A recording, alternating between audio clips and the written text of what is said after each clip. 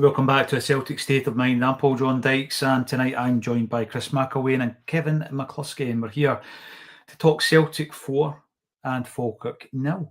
Just keeping a wee eye on the other fixtures. There's been a bit of drama at St Mirren Park, where it looked as though St Mirren were 3-1 up. Hearts then were relieved to find out that their goal was chopped off. Then they pulled it back to 2-each, and then Hearts scored, and that was chopped off. So it's still 2-each at the moment.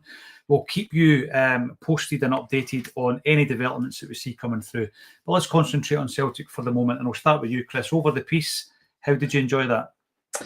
I really enjoyed it. Yeah, best match and best performance I've seen all season. I thought I can't really pick out any negatives in that performance at all. I thought energy levels were top notch to an extent we've not seen this season.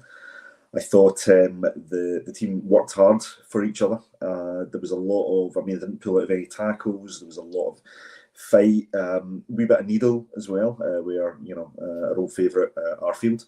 I like the fact that Tanecki getting about it, Negrin getting about it, showing a bit of passion, showing a bit of fight for the jersey. But do you know what there was outside of that? There was a lot of really good, not only from a team perspective, from an individual performance perspective, there's a lot of really good performances all over that park. Defensively, I think we were largely solid. Didn't see anything of real concern. Substitutes came on. I didn't think it made us look weaker, which is one of the first times I think I've been able to say that this season. Every player looked hungry for the ball. They looked like they wanted to make something happen. And actually players who I think, needed goals got them. Kenny, I thought probably just about merited man of the match, although it could be a toss-up between him and Benji Negrin, who I thought, 2 goal contributions and then a goal himself. And then standing up for his players. Okay, he got a yellow card for it. Don't mind that, if he's doing it for what I think is the right reasons. I thought it was an excellent performance. I cannot pick out and don't want to pick out any negative. The only thing I would say is I want to stay grounded because it's very, very early into tenure. There are still a lot of underlying issues behind the scenes, which I'm sure we'll talk about. Maybe tonight's not the night for that. But it's the best possible start that our legendary manager could have hoped for, and what a start it's been. Yeah, it's the perfect start. It's all about getting that momentum and energy right, Kevin. We spoke about that before the game, and goals. You score goals, it breeds confidence. You can see it's fluid and it flows through the team. We will be talking about some of the individual performances, but overall, how happy are you after that 4-0 win? And by the way, I probably agree with Chris. It's up there. We've had a couple of decent performances this season, but I would say that was up there. I know the atmosphere was different tonight, wasn't it? Yeah, I'm very happy after that. That's a performance I've been wanting to see from us for a very long time, because I think we all know that we've got that in us. We've just shown it tonight. We do. But we've, like I said at halftime, we've been sitting here probably since the Bayern game, just willing the team to put in a performance like this, one where all the shackles have been taken off. We've stopped playing kind of the boring football that unfortunately kind of. Have we lost him? Or is that his resting face, Chris? That's cruel. It's very cruel just to sit here and keep that frame, that freeze frame there. I'm trying to figure out what he's looking at now. Is it up? We'll drop. He's looking at us. We'll drop him out just now, and if he can maybe reset that and then come back, and he's moving again. Fine and dandy. Is he back? We'll give him a few moments for it to work. And in the meantime, I'll bring up some of the comments that are coming through. Offer Sarachi a deal. Martin O'Neill. Thanks, Martin. Always a pleasure to hear from you. That was quick. I didn't think he'd be off the pitch yet. Well, I'll tell you something. He had some of his old kind of like early 2000 bounce on that touchline, didn't he? But I'm going to start off with Sarachi because it's obviously Celtic 4, Falkirk 0, 2 goals by Johnny Kenny. We'll talk all about him. We also had Negrin with a couple of assists and a goal, and Tanecki as well with a well-worked goal. Luke McCowan with a great pass. We'll talk all about that. We'll also have a wee look at the other fixtures and the results. Hibs 0, Rangers 1. You were telling me I didn't know that Hibs had missed a penalty, Chris, as well. I wasn't aware of that. Kilmarnock 0, Aberdeen 1, Motherwell 2, Dundee United 0. And of course, St Mirren 2, Hearts 2, that's a full-time result. And where does that leave us then in terms of the league table? Well, we're now 6 points behind. So already we have clawed a couple of points back from leaders Hearts, and there's going to be Knights Lake tonight. But let's start off with Sarachi, because I think when he comes in, are you back, Kev? You back? Good lad. Hopefully. Good lad. Hopefully. I was right in the middle of my flow there, and then I realised that the whole screen had gone blank. So I was just talking into the abyss, which is what I usually do anyway. It's normal Just here as well. carry on. It's normal here as well. It's interesting when you look at left back as a whole, because we had there for a spell a really composed, distinguished international left back in Greg Taylor. I think initially he divided opinion, but by the end, most of the comments I've seen in here were saying, just keep him. What's the problem? Keep him. We're going to need 2 left backs. We didn't do that.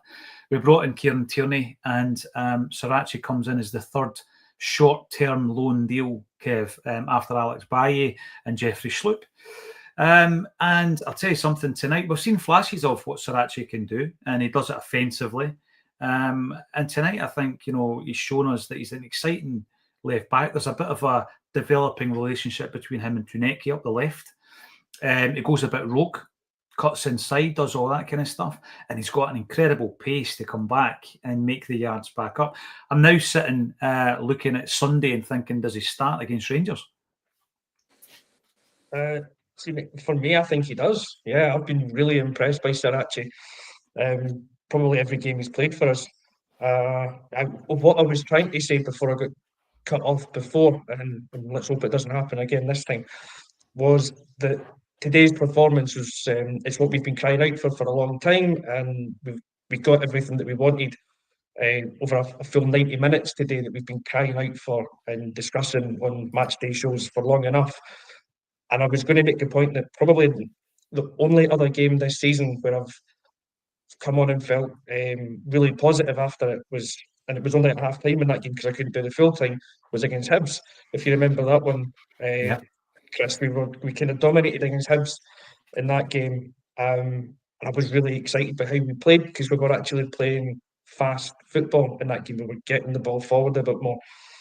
And we did that again tonight, and I think that's obviously helped us to get a 4-0 win. Before I'll answer your question on Sarachi, I'm going to drop in my start that I gave you at half-time as well, just to show actually the dominance of our performance and how attacking and how different it was that at half-time we had an XG of 2.69 for those that are interested. And only 3 90 minutes in the league this season had we bettered 2.69. And at the end of the game, we had an XG that is 1.4 better than any other game this season. So there's your Martin O'Neill effect over 190 minutes. We've been more direct. We've taken the game to an opponent more than we've ever done before this season. And actually, one of the reasons for it, to loop it back in, is your man Sarachi, who I think is brilliant on that left-hand side. He offers everything that a kind of complete fullback should. He's got the pace. He can get up and down the line. He can cross. He can defend. You can say he goes rogue a little bit because he wants to come in field and do stuff, as the comment has just put up there. He is swashbuckling. Like he's a throwback to a proper fullback, and I really enjoy watching him. I never really had a proper football career, but when I did play a little bit, I was a left back as well, so I can really appreciate what guys like that do. And I guess he's just getting up and down the line. His crossing, I think, is excellent. Every single ball seems to go into that danger area. It's always between keeper and the last defender, the one where if you're a defender, you don't want to get a touch on it in case you do a Dane Murray and slice it in the back of your own net. If you're a striker, you want to attack it because you know any touch could go in. So I've been really impressed by him. And for the weekend and Sunday, I would have no fears about playing him. I think he's got the temperament to match that sort of a game, which was a worry I had over the previous South American fullback that we had, Bernabe. I was never sure about him, if he could cope in that game in any sense, really. But I've got no fears about putting Sarachi in. Even in the first Glasgow derby this season, he came on for KT at one point and he just looked very assured. He slotted into that. So I think we've got a player in our hands there. If he continues to put in performances as he has done up till now, then I agree with whoever else was saying that we should sign him up. And it's not the first time we've signed somebody in the shower room. So, we've done it with managers. Let's do it with players. Just give them the contract now. Oh, wait a minute. Hold on. I'll let him. Kev Martin says you've not to mention XG while he's a manager. That's it. Martin O'Neill is not a massive fan of the XG. And by the way, when you're talking, Martin. Yeah, this came through while you were talking. He's gorgeous. I don't know if he's talking about Sarachi or you, Kev, but or Martin O'Neill. He's also that, a gorgeous man for 73 years old. Take that as you will. Take that as you will. Playing Engels says Ronan Gray, sorry. Playing Engels is in a deeper position was the right decision, reckons Ronan.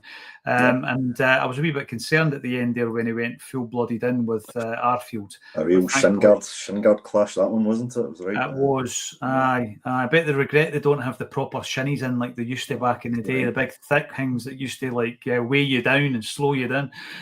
We've got CFC Boy. I'd say Sarachi is the best quality defender we have after AJ. AJ still to come back to add another bit of quality as well. Peace Froggy. That has to keep up against Rangers on Sunday. There's been so many disappointing performances recently against Rangers. So, yeah, I would love to. This is the thing as well that I find frustrating in a lot of these games against Rangers over the last couple of seasons is just that we've never been, at our best, Chris. And actually this season, we've not really been at our best. Yeah, we managed to get a result in the Europa League. Thought we were pretty good, actually, against Red Star away. But it's just in wee flashes, like Kev says, maybe for 60 or 75 minutes against Hibs at home, we should have won the game. But tonight, it was nice and fluid. It flowed well. Some really fast attacking football. And I think that it's more or less, for me, shackles off, it felt like.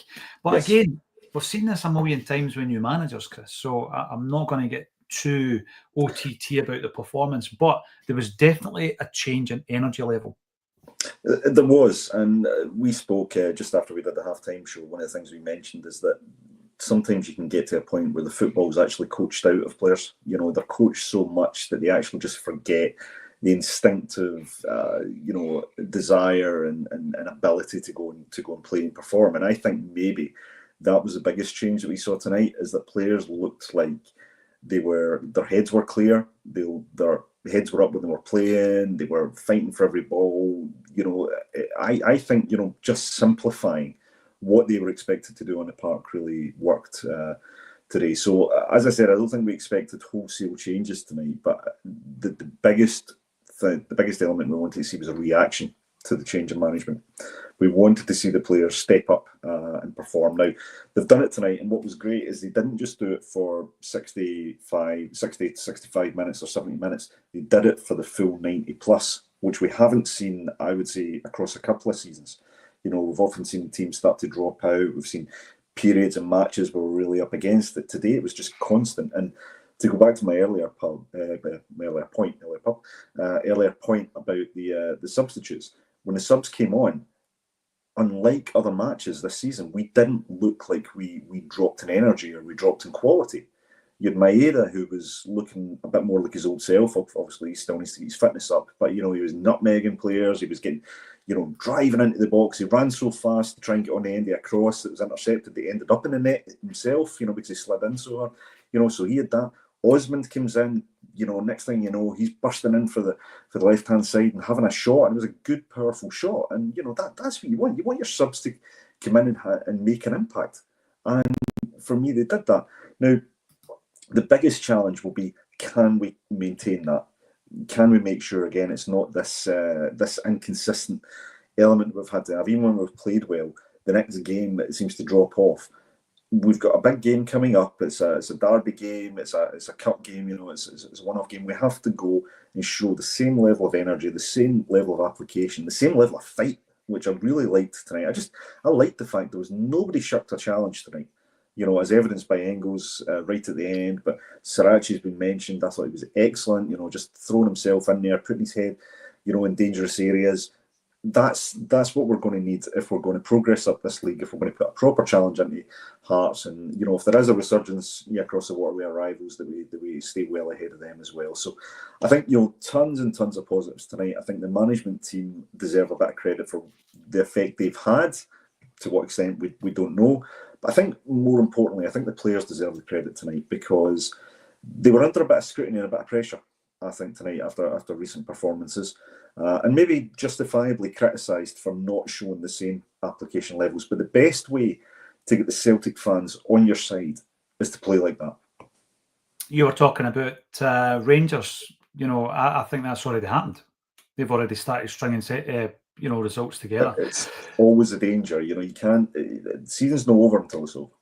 No, well, the thing with that is, I mean, we have just got to see this as a line in the sand moment where, right, all this energy, this is fantastic, let's try and maintain it. I'm going to bring in some of these comments before we talk about Negrin, we talk about Johnny Kenny, and I think we'll also have a wee chat around this man, Arnie Engels, Paradise Huddle. Engels stepped it up once again. I think he played particularly well against Sturm Graz, followed it up, and he wasn't tremendous against Hearts, but there was quite a few performers I felt that were below par in that particular match, and I think he was good again today. And he's one of the players that this season, for some reason, he's not started as many games as had been the case last year. A wee bit like Trusty, and then Trusty comes in, Kev. Comes in today, and it's like he's winning everything that comes his way. He's getting stuck in. It's not we talk about the horseshoe of death. Let's go to the Bermuda Triangle between Kasper Schmeichel, Scales, and whoever else is playing alongside him. And every one of the guys have got more touches of the ball than anybody else on the park. That was part of the problem, Kev, because whilst they're playing hundreds of passes between the three, right? The other side, the team that you're meant to be attacking and pinning back, are able to group, and it's easy to play against. We never really seen that tonight, did we?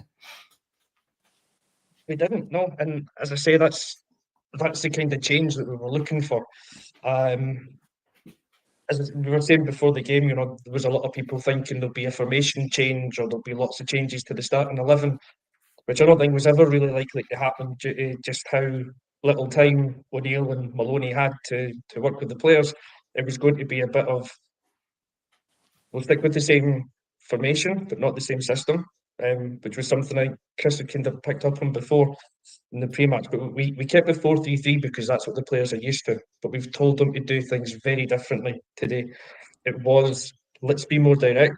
Let's not give the opposition any time to reset after we've won the ball back, especially if we've won it in our own half, which we've been criminal at doing for the last 18 months, let's say, under Rodgers. I mean, he was never the most fluid or quick of teams this time around.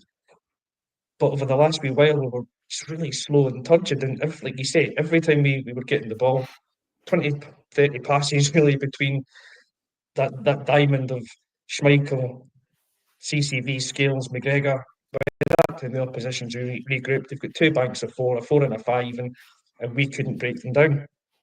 Tonight, we just cut all that out. And it was really good to watch. I do think Trusty was a big part of that because, again, once he gets the ball, I don't think he's interested in being a ball-playing centre-back who strokes it around. He's an old-fashioned centre-back, a bit of a Martin O'Neill type centre-back, if you will. He just wants to get the ball and then get rid of it, but give it to the player who can make something happen. And that's football in its simplest form, really. If you're not a great player, get the ball to somebody that can play. And that's what we did well tonight. We did that really quickly. Engels, the other boy that you brought up there, I think, and it is a shame that we're not going to have O'Neill for that long, and I don't want to eulogise the guy too much and put him on that blessed Martin pedestal. But I think already in just 90 minutes, you can see how Engels can fit into a Celtic team. I don't think he was a fit in Rodgers' team. I'm not as eloquent, and I don't have the stats in front of me as Alan Morrison's got, but I remember yourself and Al talking about him a couple of Fridays ago, and he just really didn't fit into our system, and maybe that right back position was the best for him. I think he's a centre midfielder, and I think he works better in an O'Neill type of system, where it's a bit more direct, it's a bit more fast and furious, because that's what he's used to in the Bundesliga. That's where he thrived. He could play deeper, and he could get the ball, and he could just try and play those defence splitting passes. He tried them a few times in the first half. There's one where he slips it through and Johnny Kenny stands on the ball. I think it's after 8 minutes. And you think, oh no, is this how it's going to be? Is Kenny really like that? Is that the Kenny we're getting tonight? But it comes from Engels when we play him through. Obviously, Kenny goes on and gets his 2 goals. But Engels is a big part of that. He was a big part of a lot of the good things that we did tonight. So again, hoping that the influence of Martin O'Neill can rub off on him for however long he's here. And then whoever the next man that comes in will hopefully be watching the games over this period, see his strengths, see the strengths of the players in the team, and start to play more to them rather than trying to shoehorn them into a system. Because what we've done tonight is to say we've kept 4-3-3, but at different points in the game we've gone 4-4-2. Negrin's become a second striker, and the two wide players have dropped back more to midfield, and it's 4-2-4. We've had points where I think both Negrin and Engels were pressing up as well. So we've actually only got one defensive midfielder in there. We were very fluid, I thought, in how we played the three in the midfield and even the two wide boys. So 4-3-3 is not a problem. The formation's not a problem. The system that Rodgers was trying to play with it was the problem. And we've seen in one night, if we just take the shackles off the players, allow them to play to your strengths, do what you can do. As Chris has said, the line that O'Neill gave to Bobby Pettit, just show me what you can do. And this is what they can do. They can play attacking football, they can create chances, they can score goals. Yeah, and it's about expressing yourself. Did Trusty look like a man playing out of position to you, Chris? A lot's been made of a left-sided centre half not being able to play on the right-hand side, and Trusty's been one of our least utilised players this season, I feel. And by the way, last season, he had his moments. There was a famous or infamous moment at Dens Park where he was as weak as the proverbial. Wouldn't have done much for his confidence, I don't think, Trusty. But he's coming tonight, and he's coming from the cold, Chris. And again, it's his jersey. It's his jersey to lose. We know, I think the moment him and Scales had last season that we always think about is Atalanta away. Bergamo, I thought it was a great partnership and a brilliant performance that night. And you're thinking, well, when CCV does eventually come back, because we're talking up to 5 months out, and you think, well, he needs probably a reset, Carter Vickers. I was going back to the Scottish Cup final under Ange, whereby we beat Rangers in the league, and as soon as that happened, CCV was sent away for surgery, and he misses the cup final against Inverness Cali, and we win the treble, and he's still missing at the beginning of the following season. It's time for a reset. CCV has to go and get whatever's bothering him sorted and properly sorted, properly recuperated. Don't come back as a 75 to 80% CCV with your slippers on. We want to see the warrior that we grew to love and we were all dying to sign for £6 million. In the meantime, Trusty, I think, has got an opportunity here to come in and salvage his Celtic career. Yeah, he played like a man with a point to prove. I felt tonight. I thought he bossed that area of the pitch right from the goal. The way he was throwing himself into headers and tackles, and just had a bit of aggression about him, which you want. A lot's made of this left foot, right foot thing. For me, especially in Scottish society when you're going for a job. Absolutely, but it's the thing that gets me is I don't really see what difference your strongest foot makes when you're defending, right? Because you're running, you're on your feet, you're getting into positions. The idea is just to be first to the ball. I can get why it may be a factor if you're really looking for your central defenders to be ball-playing defenders, which we believe is what Brendan wanted the guys to do. But the fact is that didn't really seem to either suit the players, and it didn't seem to work. Now, it's way too soon to, denigrate, Brendan Rodgers' tactics and all that. One of the most successful managers we've ever had, so need to respect that. But the one thing that always puzzled me, and I've said it on here, so it's something I can substantiate, is that you don't fit players into a system that doesn't suit them. For me, and management, you find a system that brings out the best in the players that you have at your disposal. Right, that for me is what a manager does. A manager identifies the strengths of the team that he can put on the park, and he builds a system to play to those strengths to get the best out of them. If you get, if you get players in and they cannot play in the system, adjust it so that they can play in the system. Right now, I know that there's an element of recruitment. You want players in that can fit in the system the way you want to play, but if you don't have that, find a way to galvanise the players and bring out those traits that can be so effective in, right? So that for me was a failing on the manager, and one we've pointed to more than once is that stop being so rigid, stop trying to fit square pegs into round holes. You know, tweak it. That's your job. That's surely the most fundamental part of a manager's job, is to find a formula that works, right? And if you don't have all the elements for the formula, change the formula, right? That's the point. But anyway, look, that's by the by. We'll have plenty of time to talk about Brendan Rodgers, and you know that's going to rumble on, I'm sure. But I thought tonight, yeah, Trusty exemplified a lot of the players on the park. I think they all played with a point to prove. I think they were out to not only show the manager that they've got quality, I think they were also there to show the supporters that actually, you know, I know you've not seen much from us, or for whatever reason, here's actually what we can do. And there was a confidence about the team. You know, Tenekte, I thought, you know, and he had a couple of rough moments in the early going. You know, a scuffed shot that I don't even think went out for a goal kick. I think it actually stayed on the park. It was sliced so wide. You know, and then a couple of shots that didn't really come off. What was great is he never stopped. He didn't stop. He kept going. He kept trying to make something happen right up until the moment he's no longer in the park.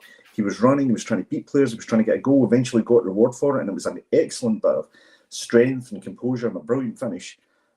That's what you want your players to do. You want them to have that belief in themselves, that even if they don't get the rub of the green from the earlier part of the match, the heads don't go down. The mentality is there to say, okay, I got 75% of where I need to get there. Let's go and find the other 25% for the rest of the game. So yeah, really pleased to see players like Trusty take their opportunity in that manner. I would say that for a few of the substitutes as well. And I just, as I say, I hope this now continues for a period so we get to a bit of harmony within the playing squad and on the field. At least. Yeah, great pass by McCowan as well for Tenekte. I thought Tenekte and Sarachi up that left were frightening at pace as well, which is always good because we're talking about everything being done at pace, but there wasn't that tempo and that energy in the final few months, maybe even longer than that, of Rodgers' tenure, cap law. Obvious there was an issue between Rodgers and Trusty, as he just looks like a proper defender. I thought it was really interesting when fit that this season Trusty and Engels were not featuring as first choices. I really did find that interesting, especially when we couldn't find the answers to what it was that created this malaise in the Celtic side. Alex Frame, instructions from Martin were obvious: only pass it back when you need to pass it back. Remember that great clip of Ange Postecoglou yelling at Jota? Remember, don't pass the ball back, don't pass it back.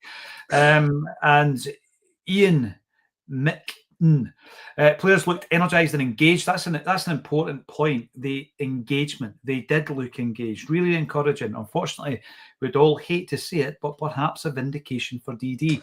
I'll go back to it. I'm not going to be changing my mind on this. No vindication to the statement. The decision that had been made, be that by Brendan Rodgers or the reaction to that by bringing in Martin O'Neill, I think we could have all chewed on that the following day. We could have all debated it, disagreed and agreed.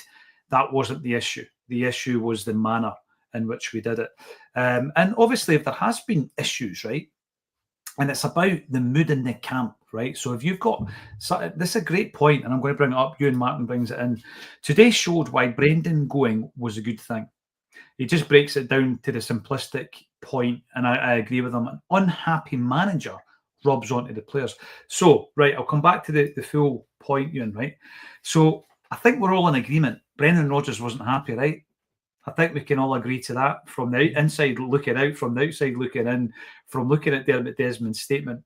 Brendan wasn't a happy bunny, and we could probably look through all the press conferences and gather up evidence to say he's not happy with the quality of the team, he's not happy with who's been bought, who's been sold, etc., and the contract situation, everything else that's going on, right? He wasn't happy. So I think Ewan's right, but how much does that, I mean, you know people in your workplace and wherever else who can suck the atmosphere out of the room, right? Because of the negativity and the mood and all this kind of stuff. And I don't know this about Brendan. I'm just going by what has been said. If that happens, then obviously the mood in the camp is affected, Kev.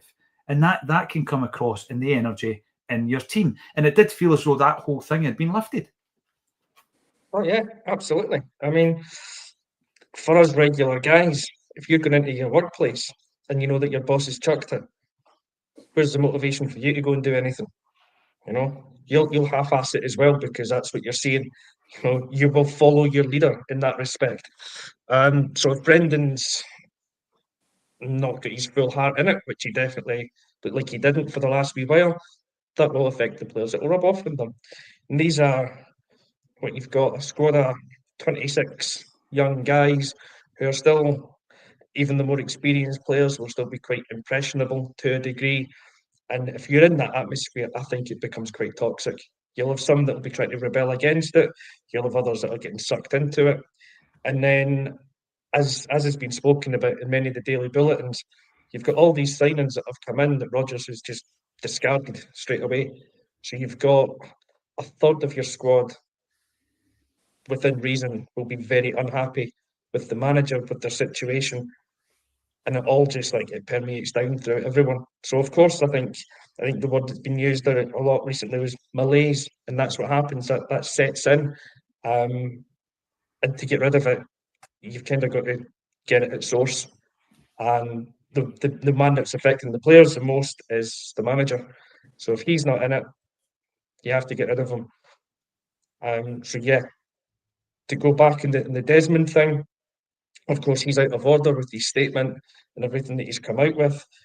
I don't think we'll agree with him on that, but I think we can agree that the right thing to happen right now is Rodgers to no longer be the Celtic manager. And if you needed proof of that, the 90 minutes that you've just seen, for the first time this season, you've seen 11 happy players in the park before a ball's been kicked. And as the game went on, they got happier because they were free to do what they wanted to do. They weren't constrained by Rodgers' system, by the overcoaching, by the strictness of how he wanted them to play. It was just go out and play, get the ball, don't pass it back unless you have to. Play forward, play front foot, and express yourself. And that's what they've done. And you can see straight away the cloud's been lifted. They're a lot happier. We as fans are a lot happier because we've just seen a performance that reminds us of what Celtic is like, how we should play the game. And we've got a massive game at the weekend coming up against the City rivals. I think last weekend, you would have been kind of dreading that game to a degree and fearing the worst. And now you've got that bounce. We can go into that game a lot more confident, and the players looked a lot more confident tonight as well. So it just gives you that hope. It does. In the first half, of course, we had 2 goals from Johnny Kenny, 2 assists from Nygren. We spoke at half-time about Nygren needing a few chances before he gets his goal. Well, he got his goal in the second half. And then Tonecki, who came in a blaze of glory when we first signed him, and then went off the boil a wee bit, probably doubled up on, etc. And he looked good again tonight, dangerous tonight, and a brilliant finish. What I'm going to do to finish off tonight, after I finish off you and Martin's comment, manager rubs onto the players. Agreed. You could see the players were far more upbeat tonight. I'm going to bring up tonight's team, and I want you guys to tell me if you would change anything for the Rangers game. So there's your starting 11 for tonight. Schmeichel in goals, Ralston, Trusty, Scales, Sarachi, McGregor, Engels and Nygren, Forrest, Tonecki and Kenny. I'll come to you first, Chris. Do you make any changes against Rangers? Depends. Do we bring Henrik Larsson in the free now? Is that an option? Honestly, I'm not a fan of changing a winning team. I think the team that played tonight, I think, proved that they are all capable of being first-team starters, and I wouldn't change them unless there's an enforced change at the moment. Right. What about if you're looking at, and this is a big discussion point, you're looking at Maeda getting game time tonight. Let's say he's fully fit at the weekend. Let's say that's an option. Does he go back into the team after Kenny has been something of a hero tonight with a couple of goals? No, not for me. Strikers, for me, thrive on goals. I think they get confidence from goals. I think they're momentum-based players. So, look, Maeda should not get... I love the player. I have since he came in. I think he's a great player. I think he's a fantastic striker. He probably is, on merit, a better striker at this point in their career than Johnny Kenny. But Johnny Kenny, it's now his jersey to lose, as far as I'm concerned. Okay, I'll throw the same question over to you, Kev. There's your start 11 tonight. Any changes for the weekend for you? Nah, first thoughts are probably not. No, I agree with Chris. If you've got a winning team, unless you have enforced changes to make, don't really make them. But I think the two areas that we will need to talk about probably between now and then is, do you bring Kieran Tierney back if he's fit? Because the weekend's game, the kind of games that we brought him back into play, the big ones. But then that means taking Sarachi out, who I thought was potentially man of the match tonight, but it becomes a talking point, I think. And the other one is Maeda. But for me, I wouldn't play Maeda as a centre forward. I don't think you can take a striker out that's just scored 2 goals, especially not one who you imagine has been fairly low in confidence up until today. Then he's got his 2 goals. He'll be flying. To take him out the team would be very harsh on Johnny Kenny. I think he deserves the chance to lead the line against Rangers. But Maeda is a player who's done it against Rangers. He's done it in the big games. He's terrorised Tavernier enough. So I'd consider, if you bring him back in, put him out on the wing. But then maybe right or Forrest. left, because that takes Tenecti out if it's on the left, unless you can move him to the right. But I think that gives you a talking point for the rest of the week. But I wouldn't go out my way to change that starting 11. What about yourself, though, Paul? What about yourself? You answer this one. I asked the question. You're asking the question. I'm looking at that starting 11. And obviously Maeda is a discussion point, as is Kieran Tierney, but there's no way I'm dropping Sarachi. That's the first thing I'd say. You thought he was brilliant tonight. And as well as being individually impressive, I thought also the relationship, the partnership between him and Tunecki was dangerous. Jamesy Forrest, I thought, started off really, really well tonight. You know, he was happy to take on the man and all this kind of stuff as well. But if someone was to drop out in the wing, I think it probably would be Jamesy, because not just for Maeda to come in, but also James is good in the last half hour of a game as well, isn't he? So I think it'll come down to the fitness of all these players. Other than that, absolutely, I'd stick with what I've got here, because Kenny, despite maybe him coming under criticism on here and elsewhere, he deserves to start after tonight's performance. Nygren, he has got more goals and assists combined than anybody else in the Celtic squad. So we've seen him missing a few tonight, but that's what he seems to do. But he'll get you a goal. He'll set a couple up as well. Engel starts, absolutely no doubt about that. Hatate definitely stays on the bench for me. And Balaquisa's still not shown enough for me to come into the reckoning. Luke McCowan came on, made an impression, but again, he's a good impact sub. So a long way round, I would say no. I'm not making any changes. The only one I would really consider is Forrest for Maeda, but it depends on how sharp and how fit Maeda is. So there we go. Let us know in the comments section if you agree or disagree. Sorry, Chris, you jumping in? Yeah, I'm just going to say, but there's another factor to consider. It's not a bad problem to have 2 players as experienced as Maeda and Tierney coming off the bench late in the game if you need them. Yeah. So it's not necessarily about what you do for the start. It's about thinking about the how the game progresses. How you shore it up. Yes, interesting times in the world of Celtic. And from what we're hearing, there's going to be quite a few other changes throughout the club. So we'll be reporting on that. 12:30 every single weekday, every match day, 30 minutes before the game. Thanks, everybody, for getting involved. Give us a thumbs up. If you haven't done so already, subscribe to the channel, hit the notifications bell, and we'll see you tomorrow at 12:30 on a Celtic State of Mind.